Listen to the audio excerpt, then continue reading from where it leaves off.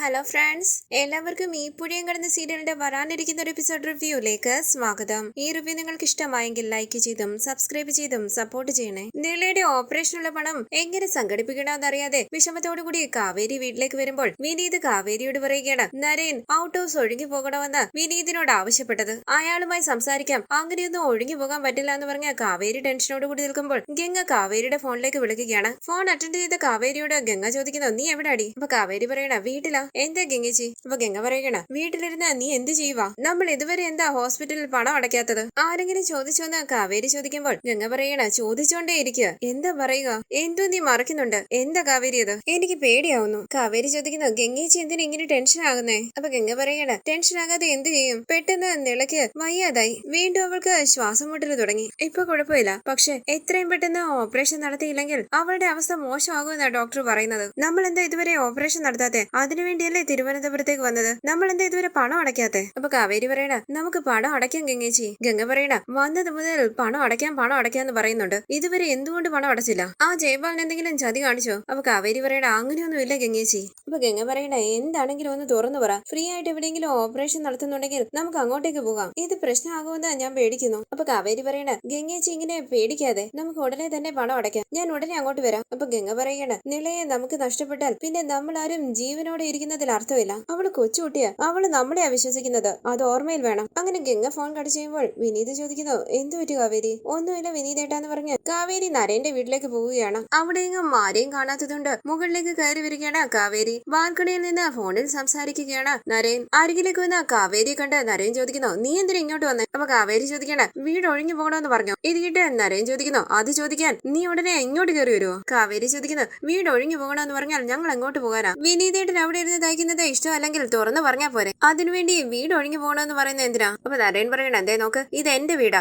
എന്റെ ഇഷ്ടത്തിന് ഞാൻ സംസാരിക്കും. ഇത് കേട്ട് കാവേരി പറയണ, നിങ്ങളുടെ വീടാണ്, ഇല്ലാന്ന് പറഞ്ഞില്ലല്ലോ, അതുകൊണ്ടാണ് ഞാൻ നിങ്ങളോട് സംസാരിക്കുന്നത്. ഇപ്പൊ ഞങ്ങളുടെ സാഹചര്യം ഞാൻ പറയാം, ദയവ് ചെയ്തൊന്ന് കേൾക്കണം പ്ലീസ്. ഇത് കേട്ട് നരേൻ പറയണ, എനിക്ക് വേറെ ജോലിയില്ലെന്ന് വിചാരിച്ചു, നിന്റെ കഥയൊന്നും എനിക്ക് കേട്ടോണ്ടിരിക്കാൻ പറ്റില്ല. നരേനെ തടഞ്ഞുകൊണ്ട് കാവേരി പറയുന്നു, സർ പ്ലീസ്, നിങ്ങൾ കേട്ടേ പറ്റൂ, വേറെ വഴിയില്ല. നിങ്ങൾ കേട്ടില്ലെങ്കിലും ഞാൻ പറയും, ഞങ്ങൾക്ക് പുഷ്പവാടിയിൽ വീടൊക്കെയുണ്ട്. നിങ്ങളൊക്കെ ടൂർ വരുന്ന സ്ഥലത്താണ് ഞങ്ങളുടെ അച്ഛൻ ഞങ്ങൾക്ക് വീട് പണിത് തന്നെ. ഞങ്ങളെല്ലാം സന്തോഷമായിട്ട് ജീവിക്കാൻ വേണ്ടി എന്റെ അച്ഛൻ ഗൾഫിൽ പോയി സമ്പാദിച്ച് ഞങ്ങൾക്ക് വേണ്ടി പണിതതാണ് ആ വീട്. 6 മാസം മുമ്പ് വരെ ഞങ്ങളുടെ അച്ഛൻ ഞങ്ങളുടെ ഒപ്പം തന്നെ ഉണ്ടായിരുന്നു. അച്ഛൻ ഉള്ളിടത്തോളം കാലം ഞങ്ങൾക്ക് ഒരു പ്രശ്നമില്ലായിരുന്നു. അച്ഛൻ പോയതിനു ശേഷമാണ് ഞങ്ങളുടെ കഷ്ടകാലം തുടങ്ങിയത്. എല്ലാത്തിനും കാരണക്കാരൻ നിങ്ങളന്ന് ഒരാളെ തല്ലിയില്ലേ, ജയബാലൻ. അത് കണ്ടപ്പോൾ ഞങ്ങൾക്ക് വലിയ സന്തോഷമായി. അയാളെ അങ്ങനെ ചവിട്ടണമെന്ന് ഞാൻ എത്രയോ തവണ ആഗ്രഹിച്ചതാണെന്നറിയും. നിങ്ങൾ അത് ചെയ്തപ്പോൾ എനിക്ക് വലിയ സന്തോഷം തോന്നി. അയാളാ ഞങ്ങളുടെ അവസ്ഥയ്ക്ക് കാരണം. ഞങ്ങളുടെ അച്ഛന്റെ മരണത്തിനും അയാളാ കാരണക്കാരൻ. അയാളാ എന്റെ അച്ഛനെ കൊന്നത്, ചതിച്ചു കൊന്നത്. എന്റെ അച്ഛനെ ചതിച്ച് പണമെല്ലാം സ്വന്തമാക്കി. അതിൽ നിന്ന് കുറച്ച് പണം ഞാൻ ഒരുപാട് കഷ്ടപ്പെട്ട് തിരിച്ചു മേടിച്ചു. ആ പണവുമായി ഞങ്ങൾ ഇവിടെ വന്നപ്പോൾ ആ പണവും നഷ്ടപ്പെട്ടു. ആ പണത്തെ വിശ്വസിച്ച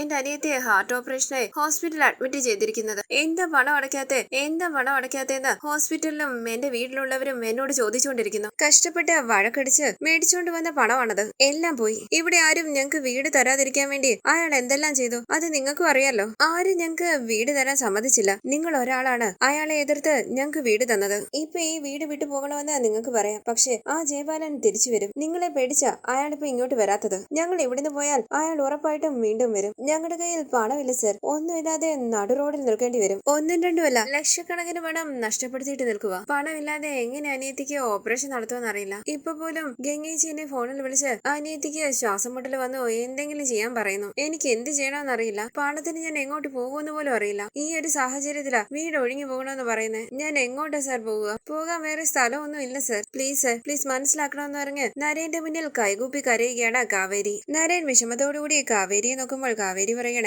ഇങ്ങനെ ഒരു അവസ്ഥ ഉണ്ടാകുമെന്ന് ഞങ്ങൾ ഒരിക്കലും ചിന്തിച്ചില്ല, പക്ഷെ ഇപ്പൊ വന്നു. എന്റെ മനസ്സിൽ പണം എങ്ങനെയെങ്കിലും ഉണ്ടാക്കണമെന്ന് മാത്രമേ ഉള്ളൂ. ഇപ്പൊ സാറ് എന്നെ കൊന്നിട്ട് എന്റെ വീട്ടുകാർക്ക് പണം കൊടുക്കാന്ന് പറഞ്ഞാൽ പോലും ഞാൻ സന്തോഷമായിട്ട് മരിച്ചോളാം സർ. എന്തിനാ എന്നെ കൊല്ലുന്നതെന്ന് പോലും ഞാൻ ചോദിക്കില്ല. എന്റെ വീട്ടില് പണം കിട്ടിയാൽ മാത്രം മതി. ഇതാണ് എന്റെ അവസ്ഥ. ദയവ് ചെയ്തൊന്ന് മനസ്സിലാക്കണം സർ, പ്ലീസ് സർ. എന്ത് സാർ ആലോചിക്കുന്നത്? ഇവളെ കൊല്ലാമെന്നാണോ? ഇവളെ ഇത്രയൊക്കെ പറയുന്നില്ലേ, ഇവളെ കൊന്നുകളയാന്നല്ലേ ആലോചിക്കുന്നത്? ഞാൻ വെറുതെ ഒന്നും പറഞ്ഞു തരും സർ. പണം കിട്ടുമെങ്കിൽ ഞാൻ മരിക്കാനും തയ്യാറാ. സാറിന് എന്റെ അവസ്ഥ മനസ്സിലാവുന്നുണ്ടല്ലോ അല്ലേ? ഇത് കേട്ട് നരേൻ പറയണേ, എനിക്ക് നിന്റെ അവസ്ഥ നന്നായി മനസ്സിലാവുന്നുണ്ട്. നിനക്ക് പണത്തിന് ആവശ്യമുണ്ട്, അതിനുവേണ്ടി നീ എന്ത് വേണമെങ്കിലും ചെയ്യും, അങ്ങനെയല്ലേ? നീ മരിച്ചു പോവുകയൊന്നും വേണ്ട. ഞാനൊരു വഴി പറയട്ടെ, മരിച്ചു പോകുന്നതിനെക്കാട്ടിലും ഈസി ആയിട്ടുള്ള വഴിയാ. നിനക്ക് പണം കിട്ടും. നിന്റെ അനിയത്തിയുടെ ഓപ്പറേഷന് എത്ര പണം വേണോ അത്രയും പണം കിട്ടും. അത് മാത്രമല്ല നീ വീട് ഒഴിഞ്ഞു പോകുകയൊന്നും വേണ്ട. കാവേരി ചോദിക്കുന്നു, എന്താ സാർ ഞാൻ ചെയ്യേണ്ടത്? എന്ത് ചെയ്യണമെന്ന് പറയൂ. എന്താണെങ്കിലും ഞാൻ ചെയ്യാം. അപ്പൊ നരേൻ പറയണ, സിമ്പിളാ, എന്നെ കല്യാണം കഴിക്കണം. ഇത് കിട്ടി ഞെട്ടി വിശ്വസിക്കാനാകാതെ കാവേരി നരേനെ നോക്കുമ്പോൾ നരേൻ പറയണ, ഞാൻ തമാശ പറഞ്ഞതൊന്നുമല്ല, സീരിയസ് ആയിട്ടാ പറഞ്ഞത്. എന്നെ കല്യാണം കഴിക്കാമോ?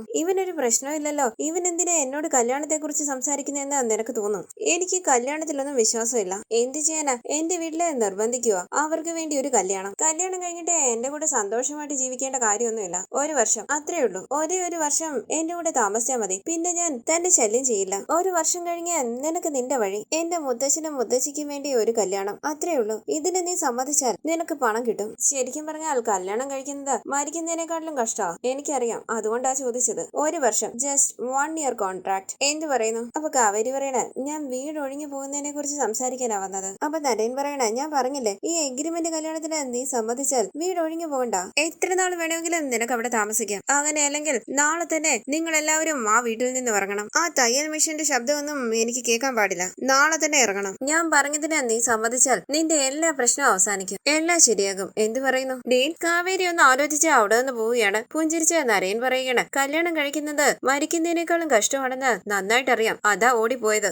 തുടർന്ന് നരേന്റെ വീടിന് പുറത്തേക്ക് ഇറങ്ങി വന്ന കാവേരി പൊട്ടിക്കരയുകയാണ്. ശേഷം കാവേരി ഹോസ്പിറ്റലിലേക്ക് വരികയാണ്. ഭയത്തോടുകൂടി അരികിലേക്ക് ഓടി വന്ന ഗംഗ പറയുന്നു, കാവേരി നിളയ്ക്ക് വീണ്ടും വയ്യാതായി, ശ്വാസം കിട്ടുന്നില്ലായിരുന്നു, അവളെ ഐസിയുലേക്ക് കൊണ്ടുപോയി. കാവേരി എന്റെ മോളെന്ന് പറഞ്ഞ് ശാരദ പൊട്ടിക്കരയുകയാണ്. വിനീത് പറയണ, കുറെ നേരമായി കൊണ്ടുപോയിട്ട് ഒന്നും പറഞ്ഞില്ല അവര്. പുറത്തേക്ക് ഇറങ്ങി വന്ന സിസ്റ്റർ പറയുന്നു, ഡോക്ടർക്ക് നിങ്ങളെ കാണണമെന്ന് പറഞ്ഞിട്ടുണ്ട്. ഞങ്ങളുടെ അനിയത്തിക്ക് എന്താ പറ്റിയതെന്ന് ഗംഗ ചോദിക്കുമ്പോൾ സിസ്റ്റർ പറയണ, കുറച്ച് സീരിയസാ, ഡോക്ടർ പറയും. അങ്ങനെ സിസ്റ്റർ അവിടെ നിന്ന് പോകുമ്പോൾ ഗംഗ ചോദിക്കാണ്, നീ പണം അടച്ചോ ഇല്ലയോ അത് പറ. പുറത്തേക്ക് ഇറങ്ങി വന്ന ഡോക്ടറിനോട് നിളയുടെ കാര്യം ചോദിക്കുകയാണ് എല്ലാവരും. അപ്പം ഡോക്ടർ പറയുന്നു, പേടിക്കണ്ട, ഇതുവരെ ഓക്കെയാണ്, പക്ഷെ എത്രയും പെട്ടെന്ന് ഓപ്പറേഷൻ നടത്തണം. ഞങ്ങൾക്ക് കാണാൻ പറ്റുമോന്ന് വിനീത് ചോദിക്കുമ്പോൾ ഡോക്ടർ പറയുകയാണ്, കാണാനൊന്നും പറ്റില്ല, നിങ്ങൾ ഇവിടെ വെയിറ്റ് ചെയ്യൂ. അങ്ങനെ ഡോക്ടർ മുന്നോട്ട് നടന്നു പോകുമ്പോൾ കാവേരിയും വിനീതും പിന്നാലെ വരികയാണ്. ഡോക്ടർ പറയുന്നു, ദേ നോക്ക്, ഞാൻ എത്ര തവണ പറഞ്ഞു എത്രയും പെട്ടെന്ന് പണം അടയ്ക്ക്, എങ്കിലേ ഞങ്ങൾക്ക് ട്രീറ്റ്മെന്റ് സ്റ്റാർട്ട് ചെയ്യാൻ പറ്റൂ. എന്തിന് ഞങ്ങളുടെ സമയം കൂടി വേസ്റ്റ് ചെയ്യുന്നേ? ഒരു ജീവന്റെ വില എന്താണെന്ന് അറിയോ നിങ്ങൾക്ക്? നിങ്ങളുടെ അനിയത്തി ജീവനോടെ ഇരിക്കണോ വേണ്ടയോ? ആ കുട്ടിയുടെ നില ക്രിട്ടിക്കലാണ്.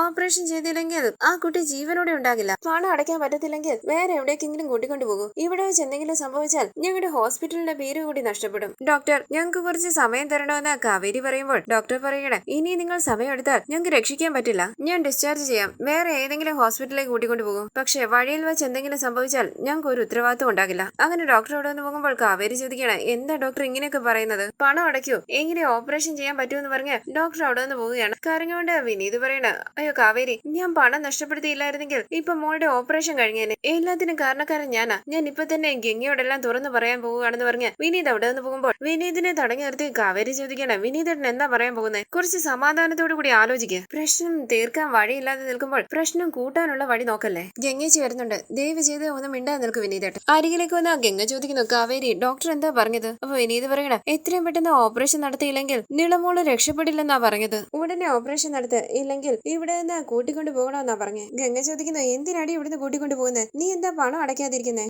ഞാൻ അപ്പം മുതലേ ഇതാ ചോദിക്കുന്നത്. നിങ്ങൾ രണ്ടുപേരും എന്നിൽ നിന്നും എന്തോ മറച്ചു വെക്കുന്നുണ്ട്. എന്താണെന്ന് പറ വിനീതേട്ടാ. പണം അടച്ചാലേ ഓപ്പറേഷൻ നടത്താൻ പറ്റുമെന്ന് പറയുന്നു. നമ്മൾ എന്തുകൊണ്ടാ പണം അടയ്ക്കാത്തെ? നമ്മുടെ കയ്യിൽ പണം ഉണ്ടല്ലോ. ഇല്ലെങ്കിൽ ഗവൺമെന്റ് ഹോസ്പിറ്റലിലേക്ക് കൂട്ടിക്കൊണ്ടു പോകാം, ഉള്ളതെല്ലാം വിൽക്കാം. ഇതല്ലേ നമ്മൾ വീട്ടിൽ വെച്ച് സംസാരിച്ചത്? നമ്മുടെ അച്ഛന്റെ പണം ഉള്ളപ്പോൾ നമ്മൾ എന്തിനാ ഇതെല്ലാം ചെയ്യുന്നതെന്ന് നീയല്ലേ കാവേരി പറഞ്ഞത്? എത്ര കഷ്ടപ്പെട്ട് ജയപാലനിൽ നിന്നും വാങ്ങിയെടുത്തതാ പണം. ഇപ്പൊ ആ പണം എവിടെ?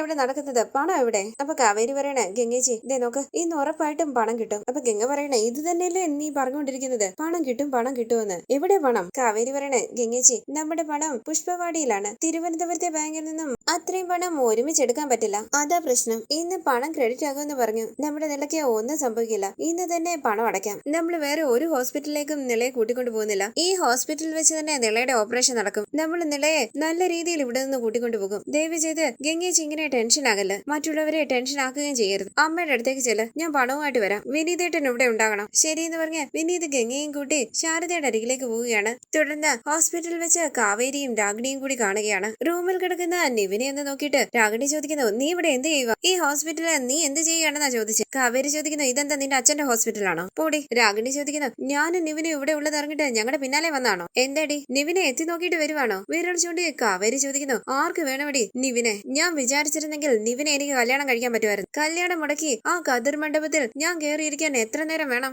ഞാൻ വേണ്ടാന്ന് വലിച്ചെറിഞ്ഞ ജീവിതത്തിലാ നീ ഉള്ളത്. നീ ഉള്ളിടത്തേക്ക് ഞാൻ തേടി വരുമെന്നോ? എനിക്ക് വേറെ ജോലിയില്ലേ? നിങ്ങളുടെ കല്യാണം കഴിഞ്ഞില്ലേ? ഇനി നീ എന്തിനാ പേടിക്കുന്നത്? ഇനി നീ എന്റെ അടുത്ത് വന്ന് സംസാരിച്ചാൽ നിന്റെ നാവരിയും ഞാൻ നിന്നെ ഫോളോ ചെയ്യുന്നതോ? നിന്റെ അച്ഛൻ ഭയന്ന് എന്നെ ഫോളോ ചെയ്തോണ്ടിരിക്കുക. എന്റെ ടെൻഷനില് നിന്റെ ഭർത്താവിനെ കുറിച്ച് ചിന്തിക്കാനൊന്നും എനിക്ക് നേരമില്ല, മനസ്സിലായോ? ഇത് കേട്ട് എടീന്ന് വിളിച്ച് രാഗിണി വിരൽ ചൂണ്ടുമ്പോൾ അവിടേക്ക് വന്ന സിസ്റ്റർ ചോദിക്കുന്നു, ഇവിടെ വെച്ച് ബഹളം വെക്കുന്ന എന്തിനാ? ഇതൊരു ഹോസ്പിറ്റലാണ്. ദേഷ്യത്തോടു കൂടി രാഗിണി അവിടെ നിന്ന് പോകുന്നു. സിസ്റ്റർ പറയുന്നു, ഡോക്ടർ ഷിഫ്റ്റിംഗ് പ്രോസസ് സ്റ്റാർട്ട് ചെയ്യാൻ പറഞ്ഞു. ഡിസ്ചാർജ് ബില്ല് റെഡിയാക്കുക. ആംബുലൻസ് ഞങ്ങൾ അറേഞ്ച് ചെയ്ത് തരാം. നിങ്ങളുടെ അനിയത്തെ കൂട്ടിക്കൊണ്ട് പോയിക്കോളൂ.